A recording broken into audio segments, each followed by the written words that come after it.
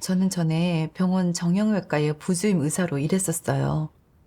40년간 성실하게 근무하고 임상 경험도 비교적 풍부해 환자와 동료들한테 의술을 인정받고 가는 곳마다 우러름과 존경을 받았었죠. 그래서 저는 제가 남들보다 한 수 위고 남다른 사람이라고 생각했었어요. 전능하신 하나님의 말세 사역을 받아들인 후 교회에서 리더나 집사 본분을 하는 형제자매들이 예배 때 사람들한테 진리를 교제해 문제를 해결해 주는 걸 보거나 문서 사역이나 영상을 제작하는 형제자매들을 보면 굉장히 부럽더라고요. 그 형제자매들은 사람들의 우러름을 받을 수 있는 본분을 이행한다고 생각했거든요. 반면 섬김이나 사무 본분은 아예 대수롭지 않게 봤어요. 그런 본분들은 눈에 띄지 않고 얼굴을 드러내지 않는 일 같았죠. 나는 저런 본분을 이행할 수 없어. 나는 사회적 지위가 있고 교육 수준이 높으니 본분을 이행하려면 내 신분과 지위에 걸맞은 본분을 이행해야 해. 속으로 그렇게 생각했죠. 어, 2020년 설날이 지나고 교회 리더가 그러더라고요. 자매님, 지금 문서 사역을 맡고 있는 자매님 몇 명이 안전하게 지낼 곳이 없어요. 자매님이 하나님을 믿는 건 주변에 잘 알려져 있지 않아서 좀 안전한 편인데 그 자매님들을 섬길 수 있을까요? 그 말에 이런 생각이 들더라고요. 나도 본분을 이행하고 싶어. 근데 당당한 외과 주임인 나 같은 전문가가 형제 자매들을 섬기는 일을 하면서 매일 부엌 살림과 씨름하며 부뚜막이나 지켜야 한다니 이건 완전히 보모나 하는 일 아니야? 그 말에 좀 달갑지가 않았어요. 섬긴 본분보다 체면이 안 서는 본분이 있나? 아무리 그래도 나한테는 좀 지위가 있거나 기술적인 본분을 안배해줘야지. 그래야 체면이 서지. 나한테 자매들을 섬기는 일을 맡기는 건 인재를 썩히는 일 아니야? 만약 내가 전문가라는 지위를 내려놓고 누리지도 못하고 집에서 남들 밥이나 하고 있다는 걸 가족이나 친구들이 알게 되면 아마 턱이 빠지도록 웃을 거야. 생각하면 할수록 마음이 답답해지더라고요. 그럼 그때 그 본분을 받아들였나요? 그 본분이 마음에 들진 않았지만 그때 교회에 섬김 과정이 급하게 필요하고 그런 중요한 상황에서 리더의 제안을 거절하는 건 너무 인성이 없는 일 같아서 거절할 수도 없었어요. 그렇죠. 나중에 생각해보니 저는 아직 분량이 작고 깨달은 진리도 적어 앞으로 문서 사역을 하는 자매들과 같이 지내면서 많이 배운다면 저도 어쩌면 문서 사역에 안배될 수 있을 것 같았어요. 자매들을 섬기는 것도 일시적인 일일 것 같았고요. 그리고 그때 병원 수익이 높지 않아 저도 더 이상 일하고 싶지 않았거든요. 그래서 병원을 그만두고 흔쾌히 본부를 맡기로 했죠. 전에는 일하느라 바빠서 직접 요리를 하는 경우가 거의 없었는데 이제는 자매들한테 맛있는 음식을 대접해야 하니 그때부터 열심히 요리하는 법을 배웠어요. 근데 저는 음식을 다 만들고 나면 식탁에 차리는 일을 하기 싫더라고요. 아무리 생각해도 그건 남을 시중드는 일 같은 거예요. 병원에서 일하던 시절을 생각해보면 저는 늘 남이 해준 밥을 먹었거든요. 어느 과를 가든 동료들은 다 자리에서 일어나 저와 대화를 했고 저는 어디를 가든 사람들의 존중을 받았어요. 근데 지금은 매일 앞치마와 기름이 튀어 얼룩진 옷을 입고 기름 범벅이 된 냄비와 식기들을 닦고 있는 거예요. 제가 그러는 동안 자매들은 깨끗한 옷을 입고 컴퓨터 앞에 앉아 있는데 정말 너무 괴롭고 답답했어요. 마음을 쓰는 자는 남을 다스리고 힘을 쓰는 자는 남한테 다스림을 받는다. 비슷한 사물끼리 어울리고 비슷한 사람끼리 모인다. 그런 말도 있잖아. 내가 밥하고 자매들을 섬기는 일은 몸을 쓰는 일이고 남들과는 근본적으로 수준이 다르잖아. 저는 생각할수록 기분이 떨떠름하고 가슴에 돌이 하나 얹힌 것처럼 답답한 기분이 들어 이 본분을 올해는 이행하고 싶지 않았어요. 그러다 생각했죠. 나는 예전에 의학 논문을 쓴 적도 있고 업계의 인정을 받기도 했어. 내 글솜씨는 나쁘지 않으니 좋은 채용 간증문을 몇 편 쓰면 리더가 분명 나를 인재로 보고 문서 사역에 안배할지도 몰라. 그래서 저는 아침 일찍 일어나 밤 늦게 잠자리에 들며 체험 간증문을 썼어요. 자매들이 저의 글을 보고 필치가 좋다고 해주니 기뻐서 제가 쓴 글을 리더한테 전달했죠. 근데 아무리 기다려도 리더가 저를 문서 사역에 안배하지 않아 굉장히 실망스러웠어요. 그러면서 저는 점점 글쓰기에 적극적이지 않게 됐어요. 그리고 며칠 안 돼 교회에서 영상 제작 인력이 필요하다는 말을 듣게 됐어요. 영상 제작은 기술이 필요한 본분이잖아. 이번에 기회가 왔으니 영상 제작 기술을 배우면 나한테도 내세울 만한 장기가 생기는 거야. 그래서 저는 밤낮 없이 부지런히 영상 제작 기술을 공부했어요. 근데 나이가 많은 탓에 제 작업 속도는 젊은이들과 비교할 수도 없고 따라갈 수도 없더라고요. 그 희망도 뺏어버려 낙심이 됐죠. 보니까 저는 고급 본분들과는 인연이 없고 그냥 이런 힘쓰는 일밖에 할 수 없을 것 같은 거예요. 그러니 어쩐지 소외당하는 기분이 들었죠. 며칠 동안 저는 잘 먹지도 못하고 자지도 못하고 정신이 딴 데 팔려 있었어요. 요리할 때 이것저것 잊어버리기도 하고 칼질을 하다 손을 베거나 요리하다 손을 대기도 했어요. 숟가락이나 냄비 뚜껑을 놓쳐 큰 소리가 나서 깜짝 놀라기도 했죠. 요란한 소리를 듣고 자매들이 하던 일을 멈추고 와서 뒷정리를 도와주고 그랬어요. 자매들의 본분에 영향을 준 걸 보고 너무 자책감이 들었어요. 그런 괴로움 속에서 하나님께 기도드렸죠. 하나님, 자매들을 섬기자니 제가 남들보다 열등하게 느껴져 너무 억울하고 순종할 수가 없어요.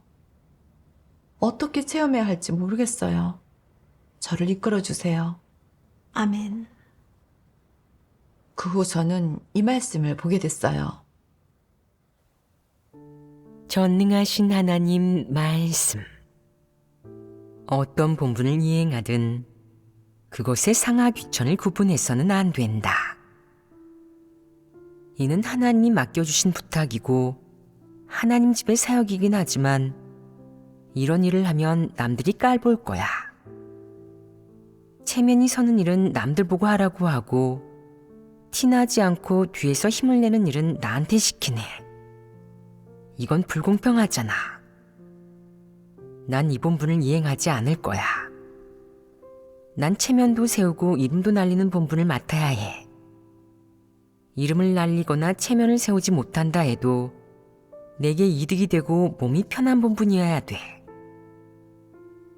네가 이렇게 말한다면 이 태도가 옳은 것이냐? 자기 입맛에 맞는 것만 고르는 건 하나님으로부터 받아들이는 게 아니라 자기 취향에 따라 선택하는 것이다.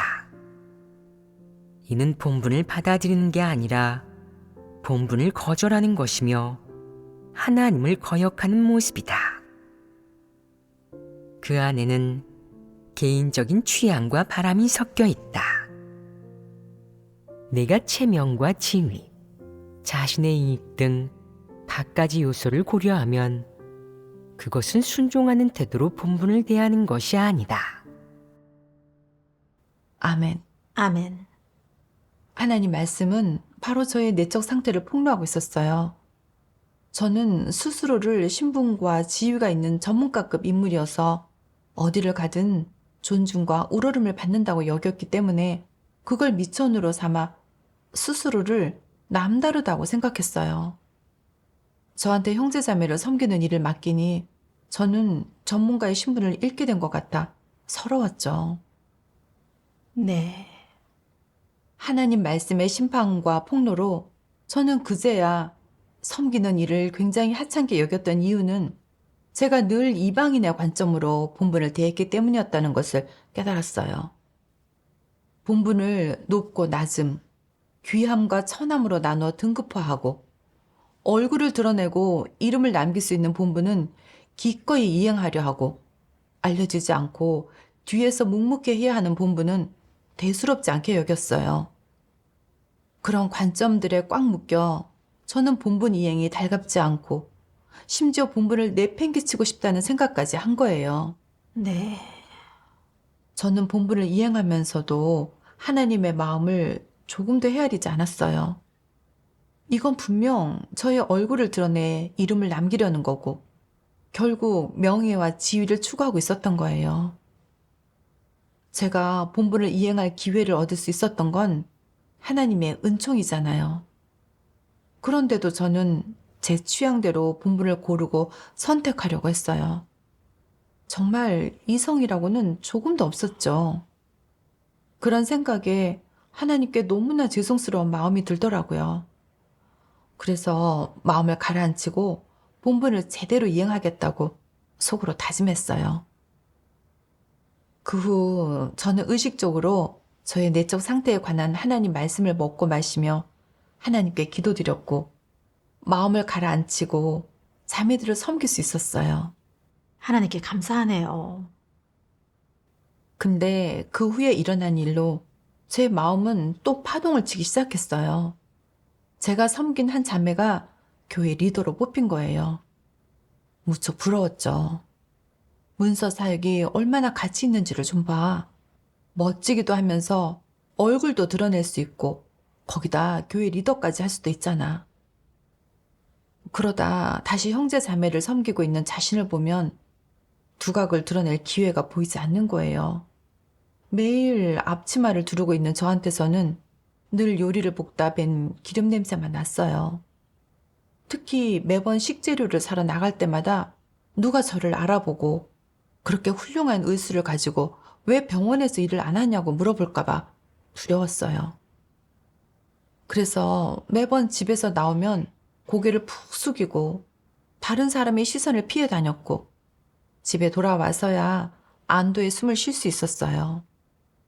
예전에는 어느 자리에 있든 항상 앞자리에 서고 자주 강단에 올라 연설하고 그리고 어디를 가든 사람들이 먼저 와서 악수를 청했었어요.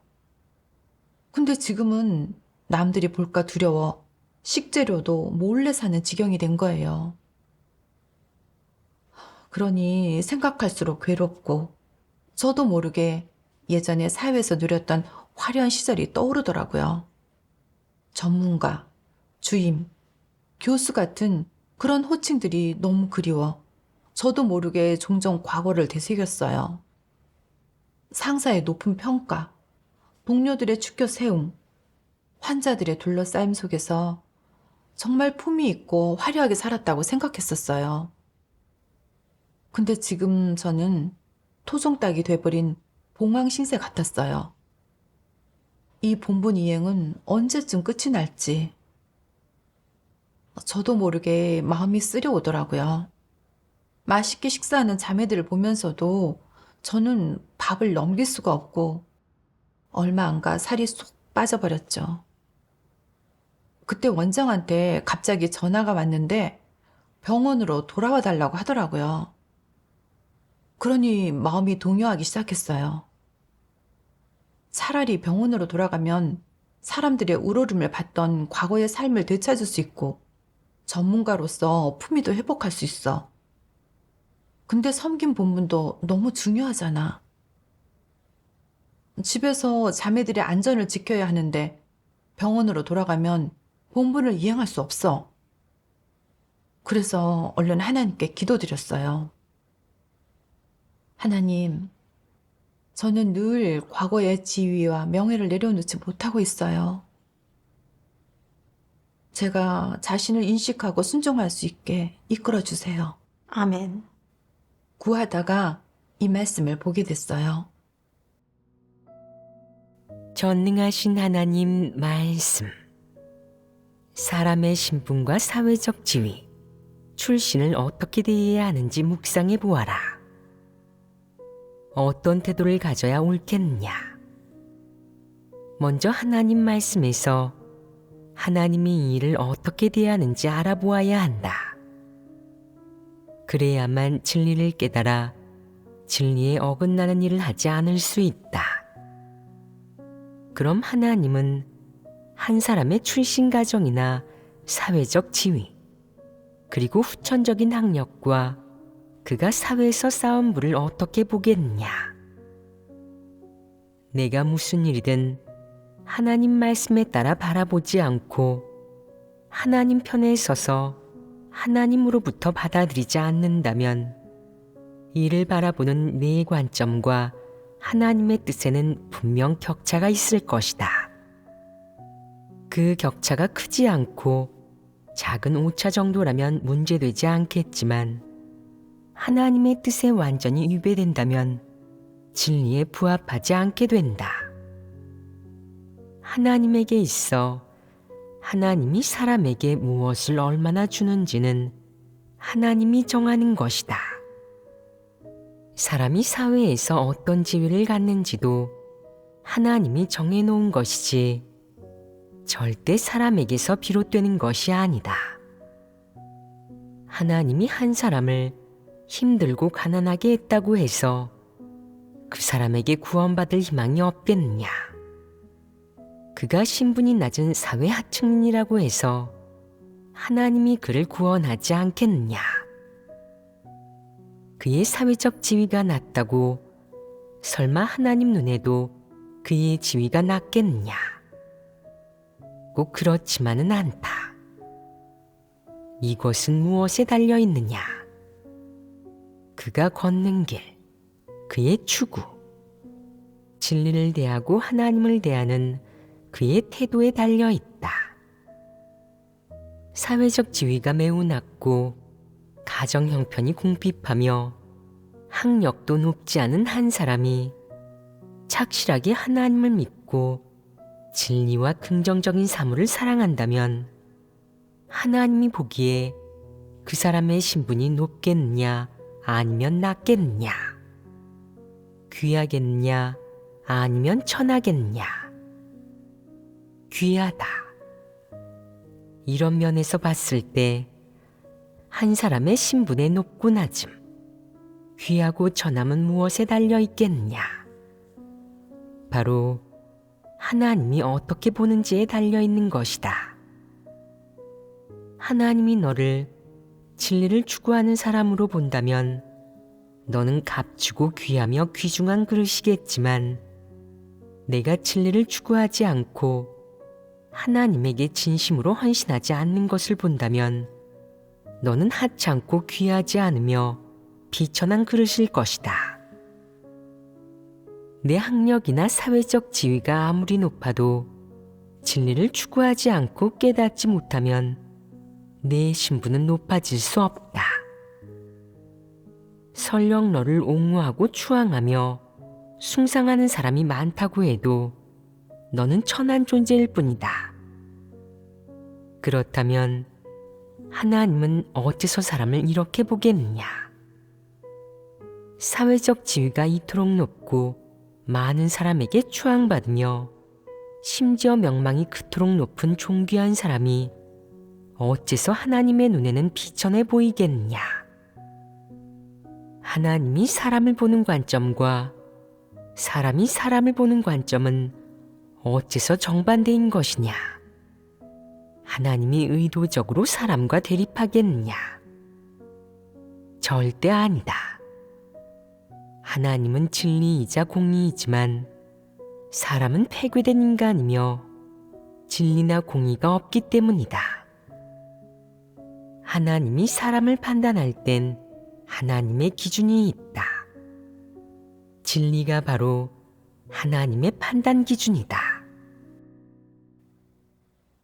하나님 말씀은 제 마음을 환하게 밝혀줬어요. 알고 보니 제 고통의 근원은 제가 하나님 말씀과 진리의 근거에 이를 바라보지 않고 사탄의 관점으로 높고 낮음, 귀함과 천함, 등급의 개념으로 본분을 판단했기 때문이었더라고요. 저는 사회적 지위와 명망, 학력, 이뤄낸 업적 등을 성공의 판단 기준으로 삼았어요. 그런 관점들의 지배를 받아 스스로를 아주 높고 존귀하게 여겼고 제 자신을 신분과 지위가 있는 전문가급 인물로 보고 남다르고 남보다 한 수 위라고 여긴 거예요. 하나님을 믿은 후에도 계속 그런 관점으로 리더 일꾼이나 높은 기술 수준을 요구하는 본분을 높게 보고 섬김이나 사무 본분은 보잘것없고 지위가 낮은 일이라고 여겨 저의 지위와는 맞지 않는 사역이라고 생각했어요. 리더가 저한테 자매들을 섬기라고 했을 때 저는 늘 순종할 수 없었고 본분을 이행하면서도 과거의 영광을 그리워했어요. 그 때문에 밥도 제대로 못 먹고 잠도 잘 자지 못하고 마음이 불안하고 살도 쏙 빠진 거예요. 정말 고통스러웠어요. 하나님 말씀의 폭로와 심판으로 하나님의 공의로우심을 봤어요. 하나님은 사람의 지위가 높고 낮음을 보지 않으시고 사람의 자본이나 학력도 보지 않으세요. 하나님은 사람이 진리를 추구하는지 어떤 길을 걷고 있는지를 보세요. 맞아요. 아무리 지위가 높고 학위와 명망을 가지고 있다고 해도 진리를 사랑하지 않고 싫어하면 하나님 보시기에는 천한 사람인 거예요. 그렇죠. 만약 진리를 추구하고 진리를 얻을 수 있다면 아무런 지위가 없더라도 하나님께서 소중하게 여기시는 대상이 돼요. 맞아요. 이제 좀 알겠어요. 아무리 많은 사람이 저를 추켜 세우고 지지해 준다고 해도 저한테 아무리 높은 지위가 있다고 해도 하나님께 순종하지 못하고 피조물의 본분을 이행하지 못한다면 그건 한 푼의 가치도 없죠. 맞아요. 사탄이 주입한 그런 그릇된 관점들이 정말 사람을 망치더라고요. 저도 그동안 학력이나 지식으로 사람의 신분과 지위를 가늠하고 그랬거든요. 저도 전에 교사 생활도 했고 나름 지식도 좀 있다 보니 당연히 번듯하고 얼굴을 드러내는 본분을 맡아야 한다고 생각했어요. 그래서 교회의 안배에 순종이 안 됐던 거예요. 근데 이제야 깨달았어요. 하나님은 사람의 지식, 유무나 신분, 지위가 높고 낮은 걸 보시는 게 아니라 그 사람이 진리를 추구하는지, 어떤 일이 닥쳤을 때 하나님의 지배와 안배에 순종할 수 있는지를 보세요. 네. 나중에 저는 왜 그런 관점이 옳지 않다는 걸 알면서도 저도 모르게 체면에서는 본분을 추구했는지 곰곰이 생각해 봤어요. 구하는 과정에서 이 말씀을 보게 됐어요. 전능하신 하나님 말씀. 사탄은 명예와 이익으로 사람의 생각을 통제하여 사람이 명예와 이익만 생각하게 한다. 명리를 위해 분투하고 고생하고 뜻한 바를 위해 치욕을 참으며 명리를 위해 자신의 모든 것을 희생하고 명리를 위해 모든 것을 판단하거나 결정하게 하는 것이다. 이렇게 사탄은 사람에게 보이지 않는 멍에를 씌워놓았다. 멍에를 쓴 사람은 그것을 벗어버릴 능력과 용기가 없다. 사람은 자신도 모르는 사이에 멍에를 쓰고 힘겹게 한 걸음 한 걸음 나아간다. 인류는 명예와 이익을 위해 하나님을 멀리하고 배신하며 갈수록 사악해지고 있다. 이렇게 한 세대 또 한 세대의 사람들이 사탄의 명예와 이익에 넘어가 파멸한다. 하나님 말씀이 밝힌 걸 통해 사탄이 명예와 이익으로 저를 고통스럽게 얽매고 단단히 묶어놨다는 걸 알게 됐어요. 저는 어릴 때부터 부모님과 학교의 교육, 그리고 사회의 영향을 받아서 사람은 높은 곳으로 가고 물은 낮은 곳으로 흐른다. 사람은 이름을 남기고 짐승은 가죽을 남긴다. 마음을 쓰는 자는 남을 다스리고 힘을 쓰는 자는 남한테 다스림을 받는다. 그런 사탄의 황당무계한 철학이 이미 제 마음속에 뿌리를 내린 거예요. 그래서 저는 명예와 이익, 지위를 갖는 걸 인생의 바람직한 목표로 삼았고, 명예와 이익, 지위가 있으면 사람들의 우러름과 추대를 받을 수 있다고 생각했던 거예요.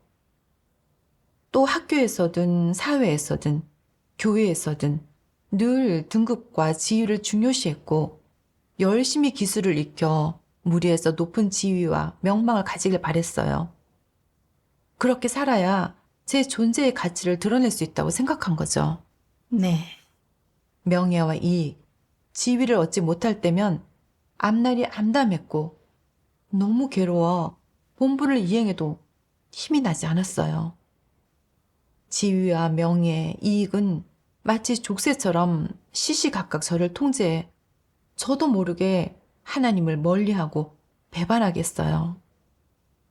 형제 자매들을 섬기는 일이 보잘것없어 보여도 그런 환경을 통해 저는 제 안에 그릇되고 터무니없는 추구 관점을 인식하게 됐고, 본분을 이행하는 과정에서 진리를 추구하고 명예와 이익의 족쇄를 벗어날 수 있게 됐어요.